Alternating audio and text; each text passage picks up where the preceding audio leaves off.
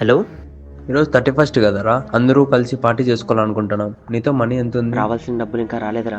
నీ బతుకంతా అంతేనారా? ఎప్పుడుంటారా నీతో? సర్లే, మనీ లేనప్పుడు నీతో నాకు అనవసరం. అలా కాదరా, ఎవరితో నిప్పించుకొని వస్తాలే. 2000 చాలా?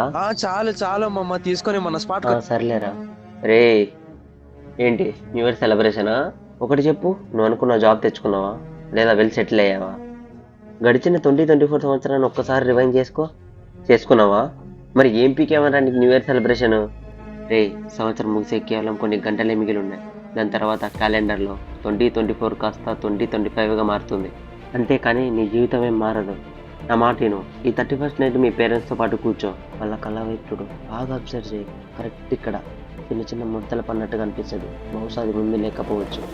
ఒకటి గుర్తుపెట్టుకోమా, గడిచిపోతున్న 2024 సంవత్సరం మీ తల్లిదండ్రుల జీవితం నుంచి మరొక సంవత్సరాన్ని తీసుకెళ్ళిపోతుంది. నీకు తెలుసా, నీ సక్సెస్ని చూడడానికి వాళ్ళ కళ్ళు తహతహలాడుతున్నాయి. అందుకే కెరీర్ మీద ఫోకస్ చేయమా, ఎందుకంటే నీ సక్సెస్ని చూడడానికి వాళ్ళ దగ్గర ఎక్కువ సమయం లేదు.